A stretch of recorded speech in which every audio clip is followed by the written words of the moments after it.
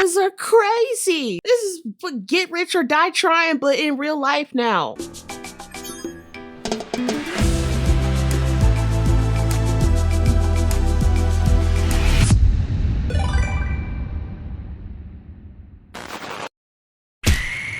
How's it going, y'all? It's Nixus here. It is no surprise to anybody. Curtis Jackson, aka 50 Cent, has recently put out a documentary partnered with Netflix, and they have officially released a documentary on Diddy, the Diddler. Did he do it? Yes, he did. And people have been watching it. It has been astronomical and showing everybody just what a monster Sean Combs really was. And Diddy's pissed. I'm not gonna say anything else. We're just gonna get into it. We're gonna be watching Chig Smooth's video on it. He just put this video out like 30-40 minutes ago, so I'm not even gonna waste y'all's time anymore. Oh shit, right. But if you like this video, go ahead and slap that like button, comment your thoughts, and subscribe to the channel for more. We about to get into this, man, because this is some shit. YouTube, Chigs. Get ready. You know what to do, Chig Smooth. Subscribe to Chig Smooth, by the way. He is always on this shit. I just subscribed to your shit too, bro. Oh boy, here we go, you guys. Let the games begin. Looks like Diddy is not too happy with 50 Cent and Netflix for putting that. And here's the funny thing is that 50 has had no problem absolutely trolling this nigga. In the rap industry, 50 is the king of trolls. I'll say it. He's the king of trolls. Bro has made it his life goal to systematically tear down and destroy Ja Rule's career and pick it apart piece by piece. You gotta be a certain level of petty to buy out the entire front rows of your rival's concert, and for no reason other than to humiliate him, to have him purposely play to a bunch of empty rows. Like, that's some diabolical shit. That is some Thanos level hatred right there. We gonna continue. The documentary about him, and he's now taking matters into his own hands. Now, ever since this doc came out a couple days ago, people have been looking at Diddy a lot differently. People are now seeing... I mean, like, yeah, because you really just gotta, like, show these people how he is, because people were looking at him before, but it was dangerous to do that shit back then, because when he was running the streets, he wasn't afraid to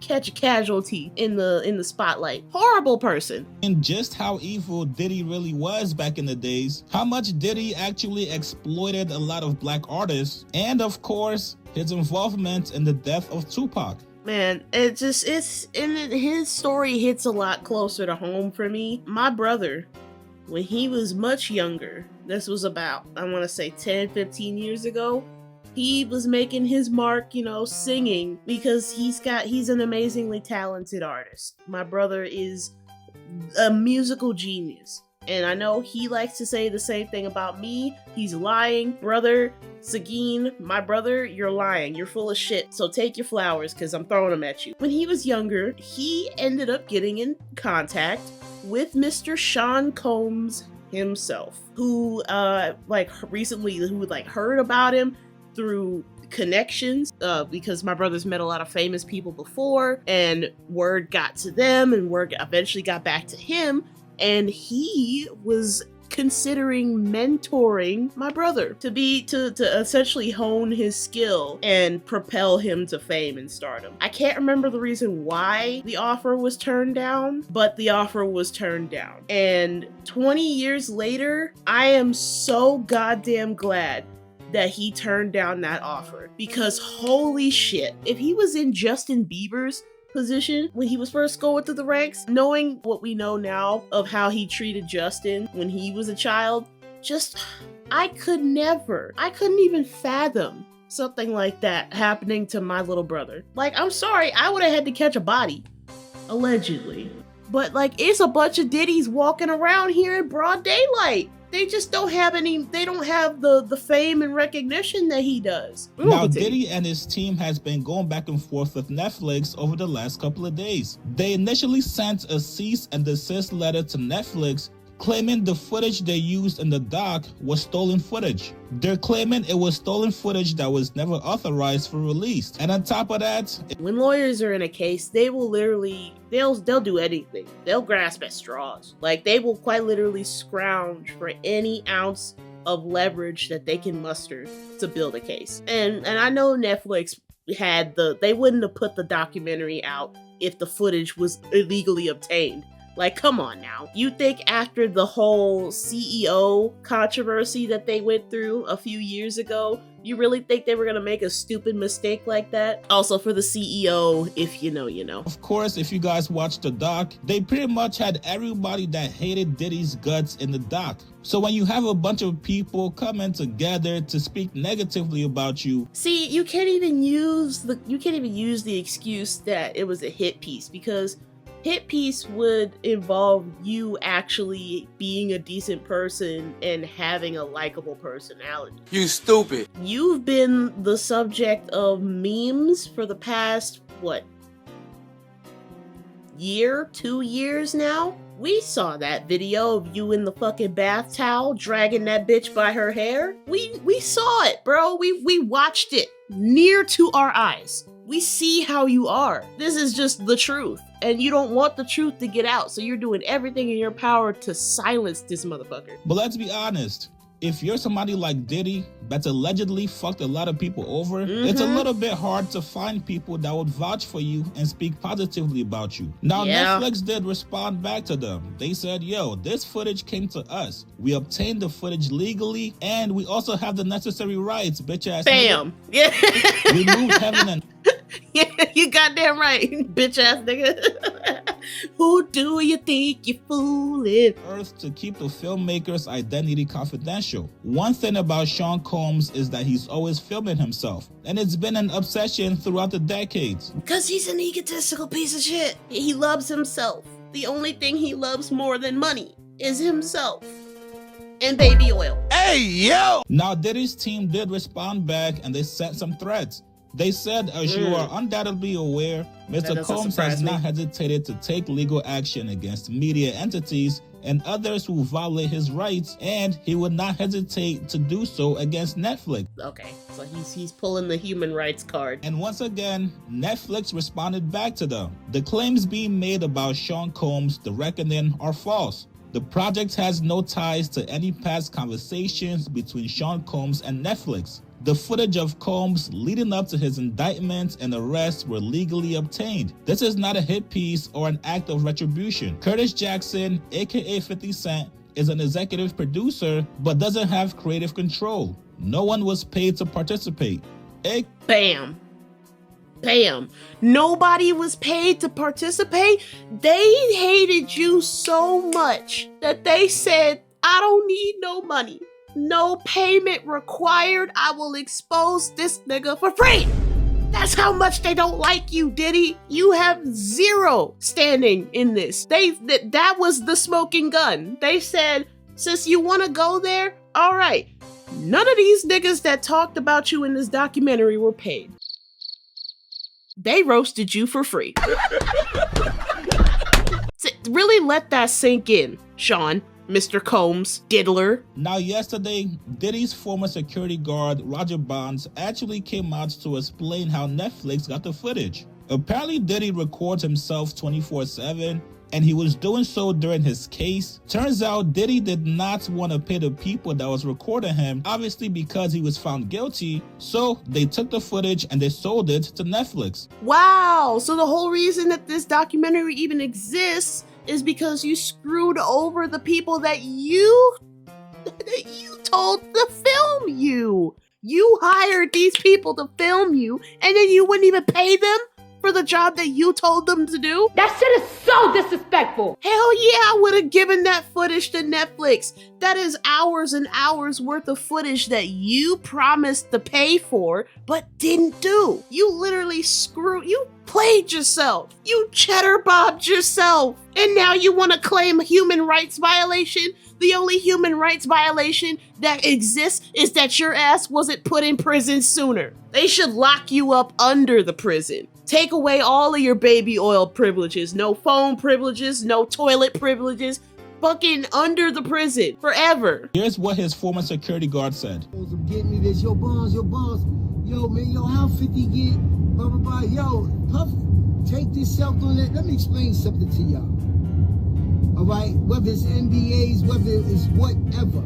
When these young boys come in, first of all, he only deal with young videographers because he want to rob them, and he know that they want. Damn, that's crazy. He gets with young, impressionable people because they're easy to manipulate. They're easy to manipulate and screw over. They're not experienced. You are a predator. That is predatory behavior. You specifically target young, rookie, inexperienced people in the industries, photographers, fucking actors, singers. You specifically target those with no experience, not to mentor them and bring them under your wing, but to leech off of them and exploit them for their talents. And then just toss them aside when you no longer need them. You didn't expect this to come back and bite you in the ass after doing it over and over and over and over again? Like, how long did you think the list was gonna grow before people finally got sick and tired of your shit and had the means to do something about it? Like, that level of entitlement is frightening. Because there is zero self-awareness. He doesn't see himself as the problem. He sees everybody else as the problem because he really thinks he's hot shit. He really thinks that he is God and that he could get away with whatever he wants. That is a dangerous mentality. But the opportunity to follow Puff Daddy, P. Diddy, they want that opportunity. So they get him at a low price anyway. But when you stay out so many hours a day, Puff wants a videographer with him 24 hours a day, on call. Whether we on a yacht. 24 hours a day he had these people filming him and then didn't pay him? Are you serious, bro? How do you think they're gonna get the equipment necessary to film you? Let's continue. Shit, whether wherever we at, he wants to videotape that, right? So now, they come to agreement. They come to whatever the pay is going to be. But then it be so many hours on that invoice that he don't want to pay. Okay, so he purposely has them record him for hella long and then sees the invoice and is like, I don't want to pay for all that. Then why did you hire them in the first place? Are you stupid? Of course, if you have somebody film for 24 hours, what do you think? This is just cheap foreign labor? You think you could just charge niggas pennies to film you when you have billions of dollars to your name? Like, how cheap can you be? That is slave labor. You are exploiting these people for their talents and you are robbing them. That's what I'm saying. They should have locked your ass up sooner, bro. Then stay in prison. Don't let him out. Keep his ass there. He gets in touch with the office. He gets in touch with the chief of staff. Yo, what is this I'm paying? What is this I'm paying? You know what you paying. What do you mean, what is this I'm paying? Working in customer service, you'll understand this. I hate people that come through in like fast food restaurants, deliberately order $60, $70 worth of food. The prices are right there. They can see the prices. They know what the prices are. And then when they hear the total, then they want to be like, oh, I'm not going to pay that. I don't want to pay that. You got 2 family meals and got extra large on everything. What the hell did you think you were paying for? Cheap ass. I can't stand these cheap ass people. Can't stand them. Make me want to just... Allegedly, Tom, off the record. Outside all of these hours. It's 160 something hours in a week. You was outside 140. That's the invoice he put in. So now, being if you got a contract and he don't stand to that contract, guess what happens? He could do whatever he want to do with that footage. That's an interesting loophole that Diddy didn't account for. The invoice was not completed. That means that the work was not paid for. Therefore, the footage is not legally his. It still belongs to the person who filmed it. So now that footage goes to the highest bidder. And 50 had to be. And the paparazzi and filmographers, they will sell that footage because they know that that shit goes for crazy amounts of money. There are people out there who collect this shit. And there are people out there who will bid on this stuff, put it in auctions. Personal, unedited, raw footage of Sean Combs behind closed doors You know how many people would fight to pay for that shit? Curtis Jackson paid for it. He acquired all the footage. He said, give it to me. I'll take this. He's so petty. I fucking love him. And now fast forward to this morning. Yeah. Looks like Diddy is sick of 50 Cent and he's now letting him know and also sending threats. Oh, we sending threats from jail, Diddy? That's how we moving now? We sending threats from prison? Oh my God. 50 Cent was out in Miami last night. He had a show at Club 11. And you guys will never believe what Diddy did. Allegedly. According to 50 Cent, Diddy sent him some flowers while he was performing at the club. 50 posted this picture saying, yo, what kind of gay shit is this? Diddy sent me flowers at... Okay, Curtis. God damn it, bro. Stop. You're such a fucking troll. I love you, bro. But yeah, no, that gives some, that's giving off big, like, mafia vibes, like Godfather type shit, where they'll send you a bouquet of flowers. You know what this reminds me of? If anybody's seen Empire, the criminal that Chris Rock played, Frank Gathers, his calling card, he would send a rose to his next target, to whoever was about to, like, get taken out. He would send them a rose. That was his stamp. That was his insignia. That's the vibes that this is giving me. Club 11. LOL. Why all the foreplay? Okay, so 4 as in like the number 4 play instead of 4 like. Alright, okay, 50. Okay, 50. Busy. You know I'm stupid. Now 50. You know I'm stupid. You know what? Forget everything I just said. I can't with this nigga. Yeah, forget what I just said. You're good.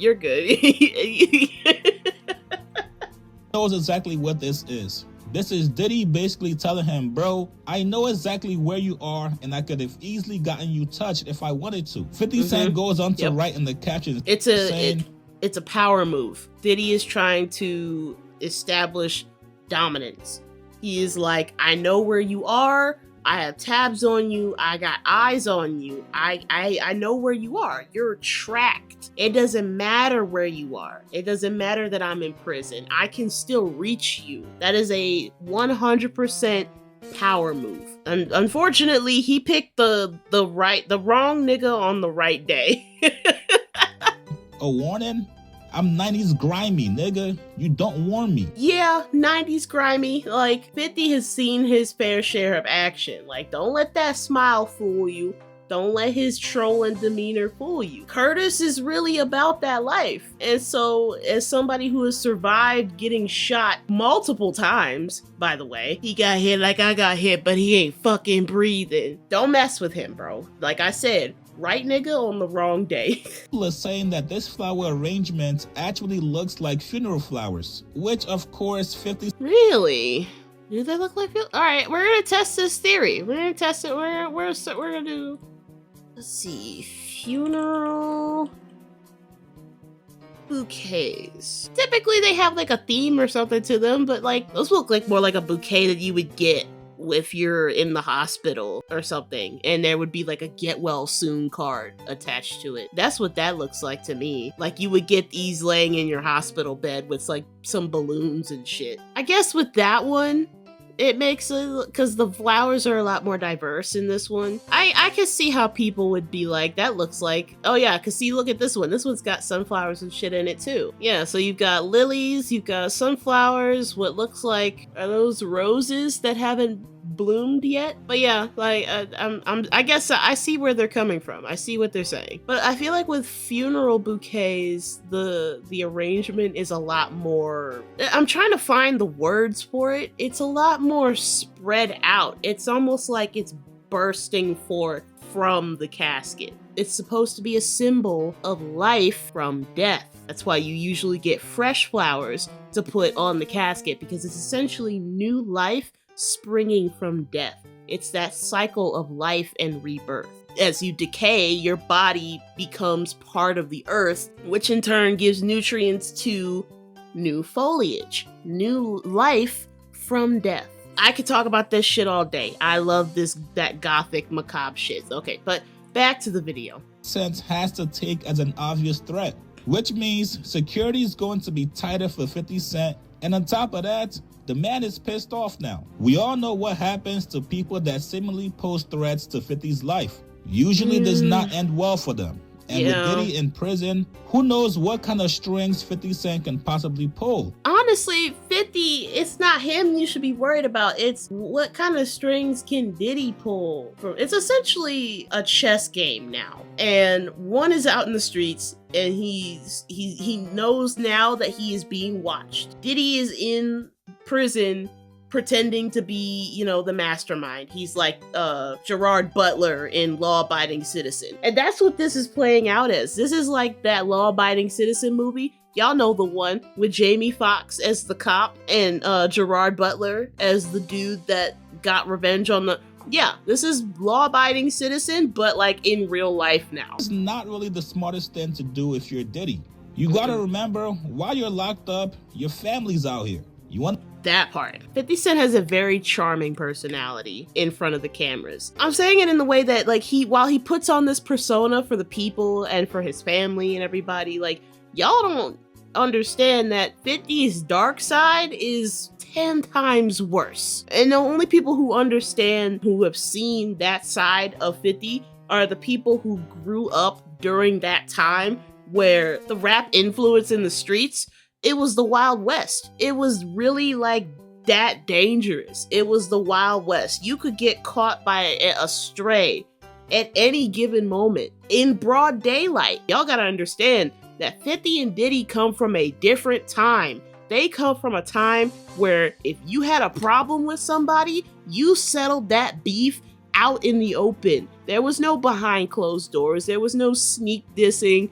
If you and another nigga had a problem, it typically ended in a fight. Somebody had to run hands. And if it escalated from there, niggas would get shot. It's really just that simple. They came from a time where you really it was nut up or shut up. And so right now, this is a very dangerous situation. I'm not gonna play till the end. I'm gonna let y'all see the end of the video. This is like a chess game, but if it was Squid Game. This is a Squid Game chess game that we're all watching right now. 50, you gotta move very carefully, dude. Your moves have to be calculated. You have to be 10 steps ahead of this motherfucker at all times, because he's gonna try to be 10 steps ahead of you this whole time.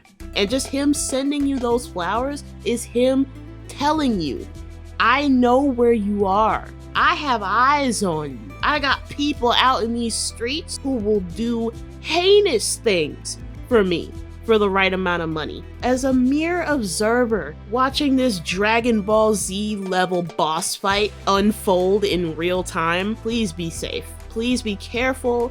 Keep your family close. Tighten up your security. Do what you gotta do. Diddy has proven that he has no honor. And I know you're never gonna see this video, my guy, but just, you gotta really just like be on your P's and Q's, my dude. You gotta walk out protected. But those are my thoughts on this whole situation. We will see how it unfolds as time goes on, but for right now, shit just got real. We are entering the next stage of this feud. And unlike the beef between Drake and Kendrick, this one has the potential to get very ugly. But as always, I've been Nixus, and I will see you in the next video. See ya.